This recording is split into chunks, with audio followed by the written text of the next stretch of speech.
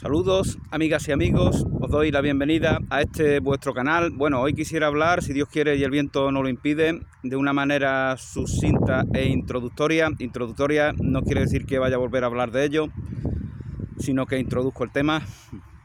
Hoy quisiera reflexionar brevemente sobre el sexo de los pueblos. Bueno, esto lo ligo a lo que comentaba en el vídeo que hice hace algunos días, titulado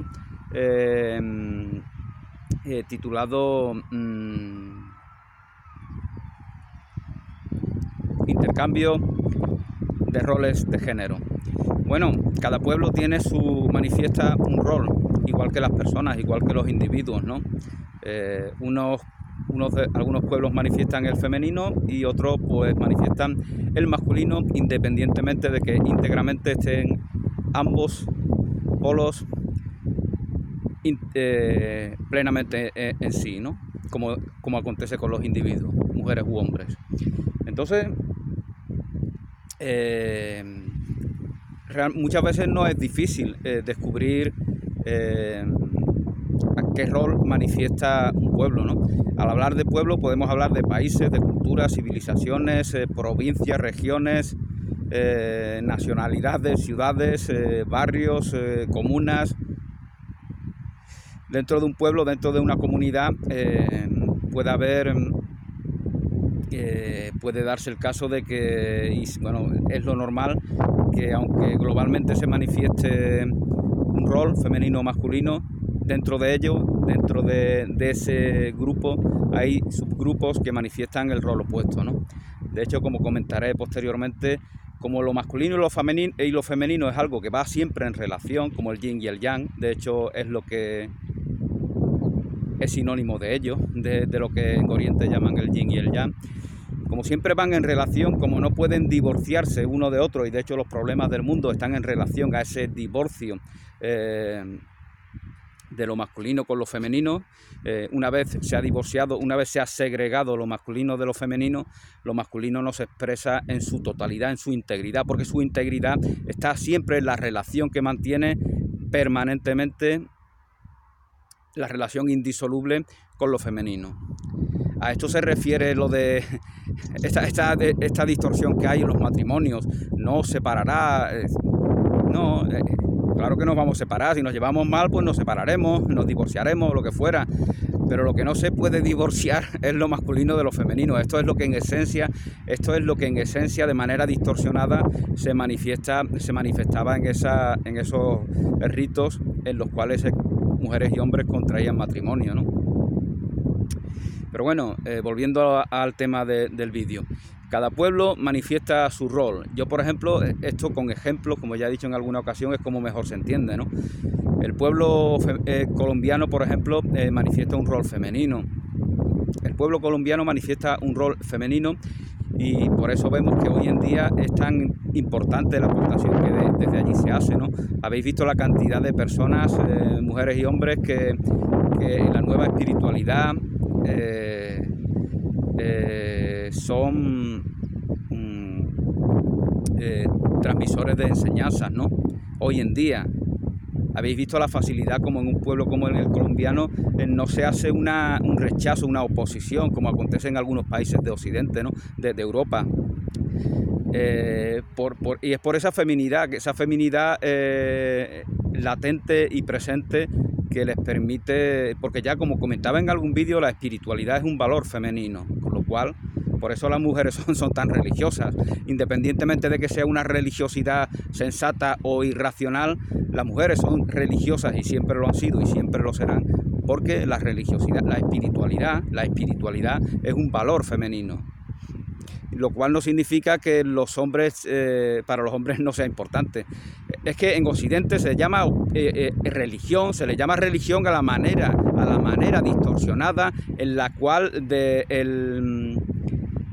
lo masculino expresa la espiritualidad. Eso es lo que en Occidente se llama religión, pero eso no es la religión, eso es la negación de la religión.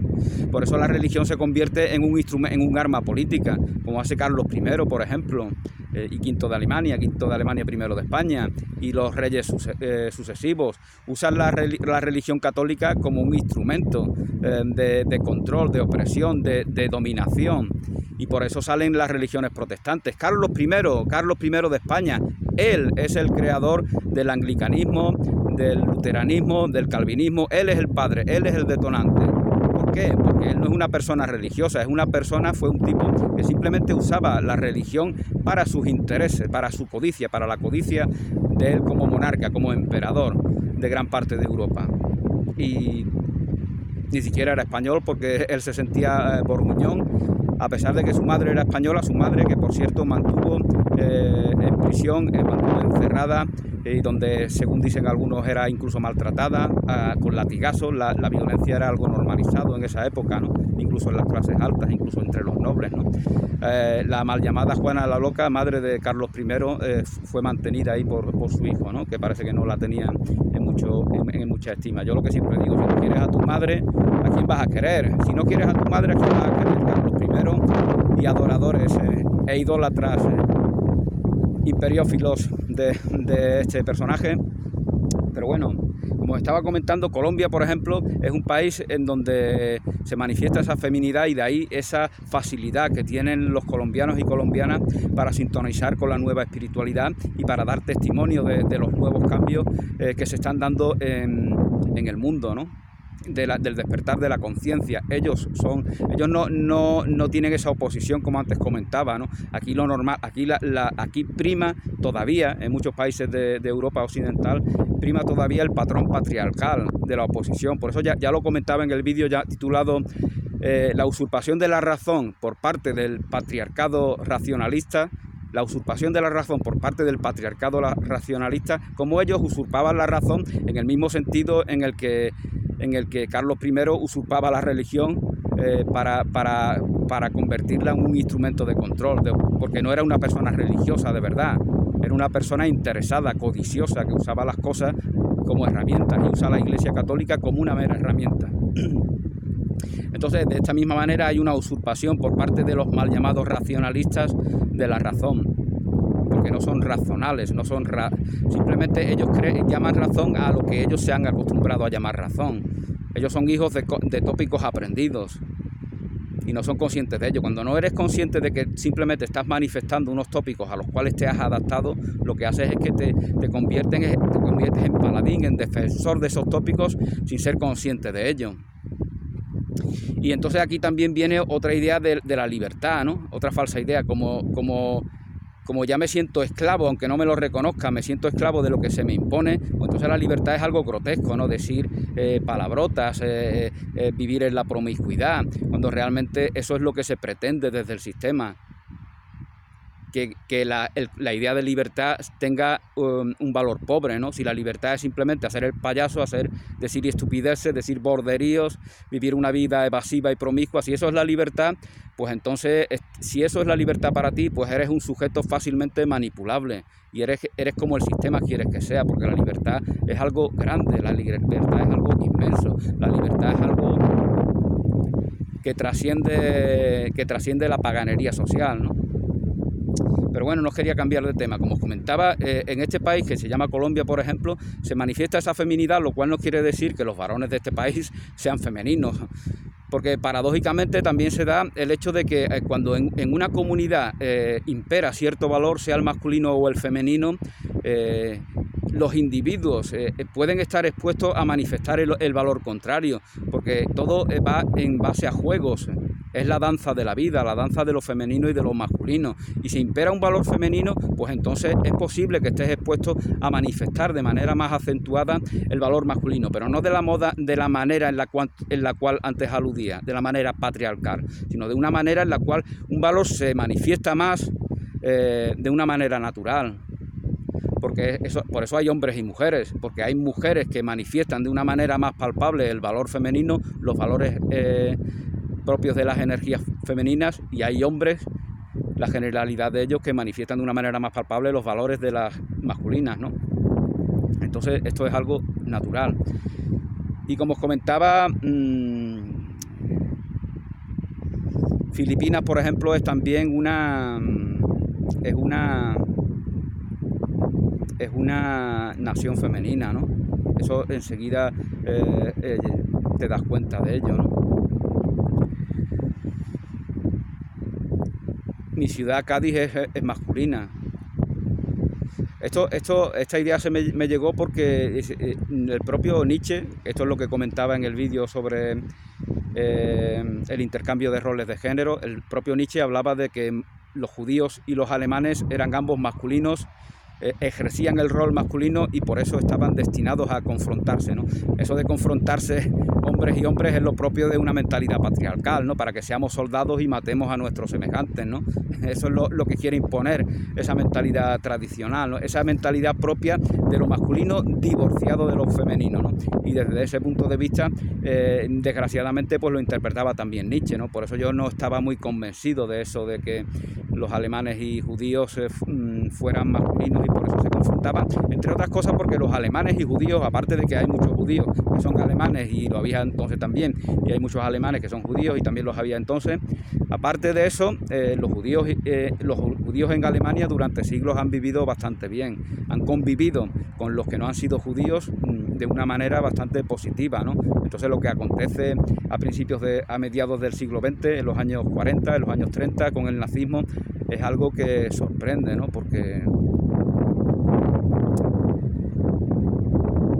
Y es algo que quizás está más en relación con la degradación de la mentalidad occidental, mucho más que con un problema propio de la mentalidad más concreta del pueblo alemán.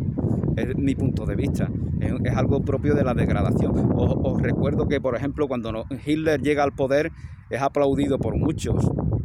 Es como algo visto como algo normal, ¿no?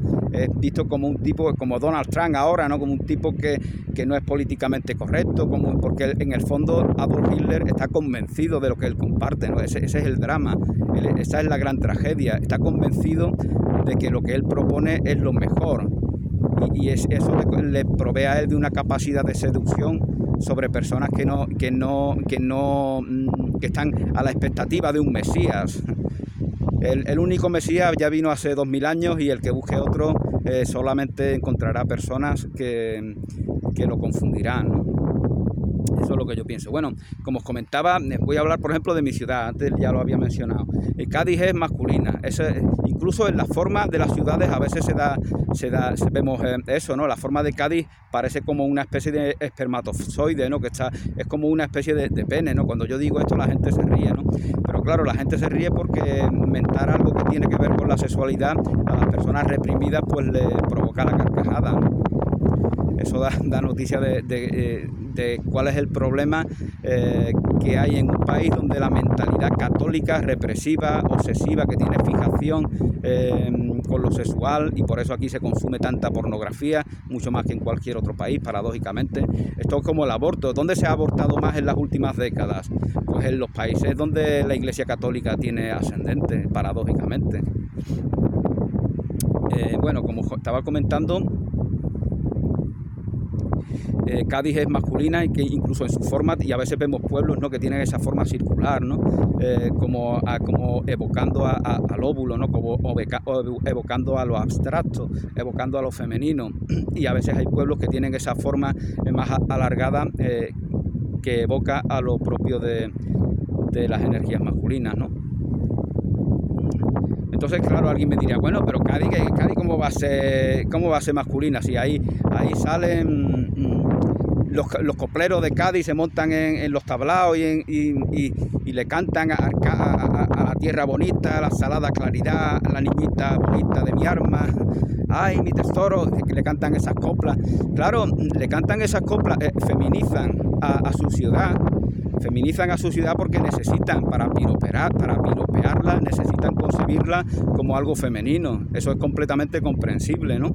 Lógicamente, hoy en día, donde afortunadamente ya cada vez más hay más mujeres que cantan en los grupos de carnaval, esto ya cambia un poco, ¿no? Pero Cádiz, es que incluso el género de la ciudad el Cádiz antiguo, el Cádiz milenario, el género de la ciudad es masculino. Y fijaos, por ejemplo, lo que acontece con Sevilla. El género de la ciudad es femenino. La Sevilla antigua, la Sevilla del siglo XVI, la Sevilla la Sevilla hermosa, se utilizan adjetivos femeninos para referirse a Sevilla, porque Sevilla, creo yo, aunque esto no lo he pensado tanto como lo que se refiere a Cádiz, es masculina, es femenina, porque Andalucía es femenina, eso sí que lo tengo claro. Andalucía es femenina, la tierra de la Virgen, la tierra de María, Andalucía es femenina. Y por eso Sevilla, pienso yo que lo es, porque Sevilla no es más que Andalucía a lo bestia, como digo yo vulgarmente, ¿no? Sevilla es como Andalucía a lo bestia, cuando vas ahí pues te das cuenta, ¿no? También hay quien dice, no, Sevilla es una ciudad muy española. Bueno, es que Andalucía es una región muy española. Por mucho que le moleste a algún nacionalista que pueda haber por ahí, Andalucía es una región muy española, tan española que es una de las más importantes, por no decir la más importante de todas, ¿no? Hoy en día.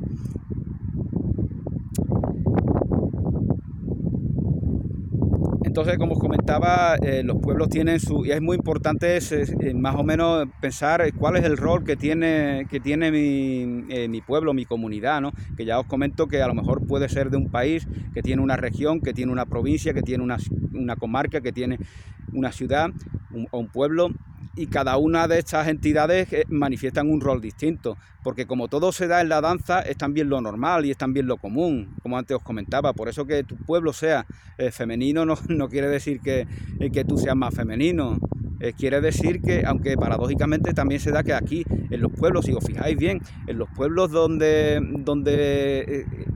el rol femenino es el que se ejerce, tiende a haber más transexuales, por ejemplo, ¿no? Por eso veis que también es muy normal que haya más transexuales en países como Colombia o como Filipinas, ¿no? Yo no sé las estadísticas, ¿no? Pero llama mucho la atención, ¿no? De que parezca que haya más transexuales en estos países que en otros, ¿no? Y pudiera tener una relación con lo que estoy compartiendo aquí, ¿no? Como os digo, de manera introductoria, ¿no? Fijaos que esto de sentirse ofendido cuando te llaman femenino, esto viene de pensar que lo femenino, es decir, lo que las mujeres manifiestan de manera más palpable, de manera más perceptible, lo femenino está en un nivel inferior a lo masculino. Y esa convicción retorcida, esa convicción falsa, esa convicción patriarcal, como las quieras llamar, es lo que les hace a las personas sentirse ofendidos. Pero si a ti te llaman femenino siendo un hombre y te sientes ofendido, es porque tú cuestionas tu propia virilidad, en realidad, paradójicamente. Porque todo el mundo sabe quién es, todo el mundo sabe el rol que ejerce, con lo cual... A mí me dijeron cuando yo era mucho más joven, me dijo alguien, tiene unos ojos femeninos. Y la verdad es que digo, bueno, ¿qué hago? ¿Me molesto? Digo, bueno, pues, tampoco me molesta, tampoco me está diciendo que mis ojos son bonitos, pues mejor. Esa es la intención que tiene ese hombre, porque era un hombre. Y por lo tanto, digo, bueno, pues gracias. No tenía una intención de ridiculizarme. Estaba expresando lo que él sentía y por lo tanto las miradas femeninas son bellas, por lo cual no está cuestionando tu sexualidad, ni está cuestionando tu rol, ni está cuestionando tu sexo. Tal vez si me lo dice otra persona, pues a lo mejor yo hubiera caído en la inercia de sentirme ofendido por tener también esa idea arraigada de ubicar lo femenino como supeditado, como inferior a lo masculino, ¿no? Entonces, bueno, esta era mi reflexión. Los pueblos tienen su sexo también, manifiestan su rol, un rol masculino, un rol femenino. Y bueno, esto venía por lo que comentaba en ese vídeo del intercambio de roles de género. Occidente está cambiando el rol que interpreta. Ha interpretado un rol masculino bastante grotesco, porque era una manifestación de lo masculino divorciada de lo femenino. Y ahora está transformando, está descubriendo, está dándose cuenta de que necesita orientarse, y por eso ha mirado hacia Oriente, y Oriente es lo femenino. Ha mirado hacia culturas milenarias como las de la India, Japón, Corea, Tíbet, China, y de ahí extrae una nueva interpretación de la realidad, porque la occidental, la patriarcal, fracasó con ese tipo del bigotito al cual mencionaba anteriormente, que no es que sea culpa suya, es que él lo manifiesta de manera palpable, ¿no? La mentalidad de esta persona y de los que piensan como él, ¿no? Entonces, bueno, esta es mi reflexión introductoria.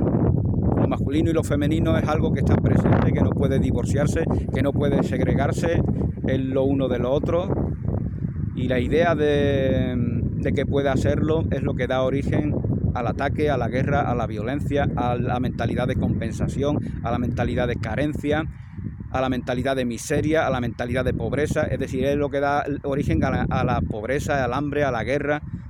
Eso es lo que, y eso solamente se accede con la propia comprensión de cada cual. Eso no te puede convencer nadie de ello. De hecho, como os comentaba, y ese es el bien que tiene algunos países como tiene Colombia y también otras naciones de América Latina, que no tienen en algunos países de Europa, que por mucho bienestar material que tenga, esto es lo que pasa aquí en España, por ejemplo, que esa oposición a la inmigración a menudo está en relación con la propia, con el bajo nivel que tienen los españoles, y entonces temen de que, fijaos que ya hace algunas décadas de esto se hablaba en Alemania, cómo se estaban contratando miles y miles y miles de informáticos hindúes que venían de la India, y algunos alemanes pues se mosqueaban, pero decían los empresarios que ellos contrataban a los mejores, y si los mejores vienen de la India, pues de la India contrato yo a los mejores. No tengo por qué contratar a los peores porque sean de mi país. ¿Qué estupidez es esa? Y esto ahora quiero terminar con esto, ¿no? Hablando sobre la inmigración, y así no hago un vídeo sobre este tema y me lo ahorro.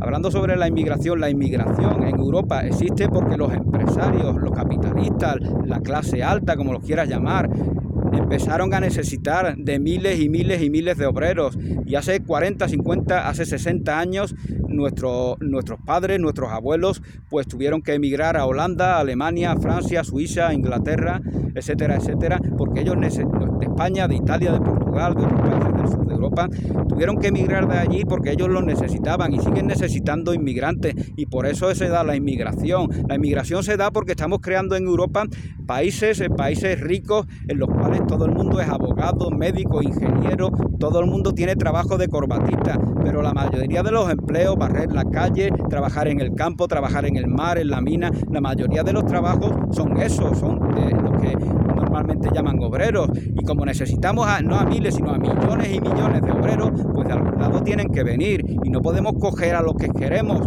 y a los demás darle la patada.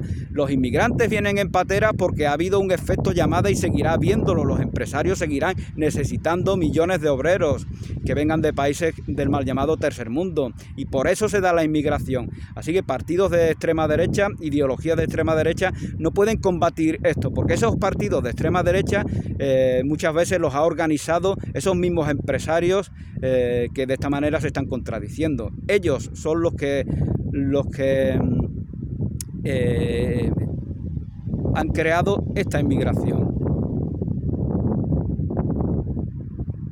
Ellos son los que crean el efecto llamada, y muy bien, porque las fronteras no deberían de existir.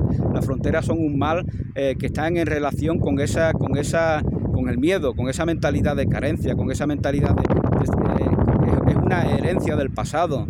La tribu de al lado es mi enemiga, puede invadirme, puede dañarme, no los reconozco como mis semejantes.